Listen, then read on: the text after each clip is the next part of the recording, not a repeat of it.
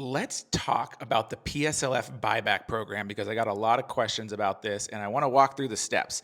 And these steps are on studentaid.gov. So if you don't believe me that this is a thing, you can go find it at studentaid.gov.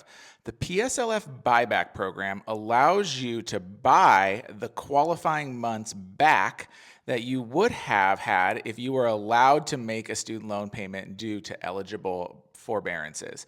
So what that means in layman's terms is you can write the check for the missing payments that you would have made if you weren't stuck in something like the SAVE forbearance. You were forced into this forbearance by no choice of your own, and the government is going to let you buy back those months to be eligible for PSLF. It does require a couple things though. First, you have to have the employment certified.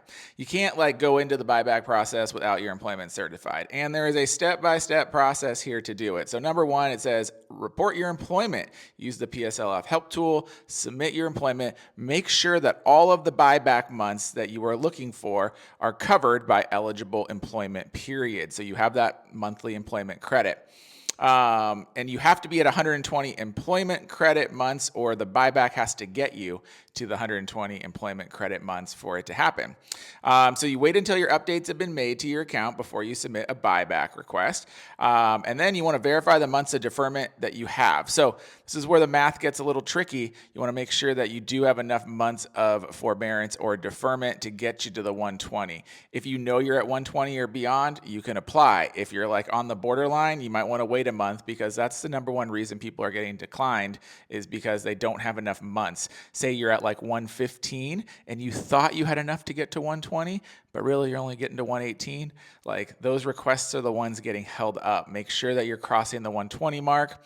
And then finally, sorry, it got cut off here, is you submit a PSLF reconsideration request online, because what's going to happen is you're going to submit your PSLF employment certification. You're going to get denied because you don't have enough qualifying payments.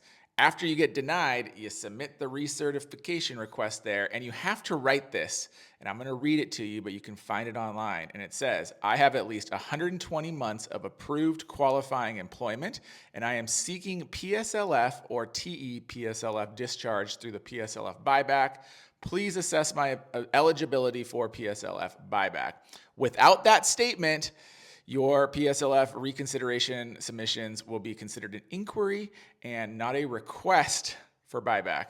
That's some bullshit. But hey, that's the rules. And I don't write the rules, but I'm going to tell you that follow that rule. Make sure that you do that, or otherwise, ain't going to happen.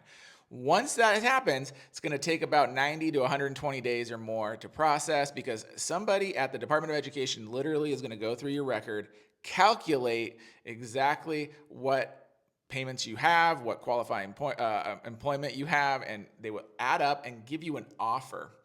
And the offer is basically going to be what your monthly payment should have been each month on a repayment plan, and you have to pay that in a lump sum payment within 90 days of receiving the offer. So let's just say your payment was $100 a month and you were requesting a buyback for 10 months.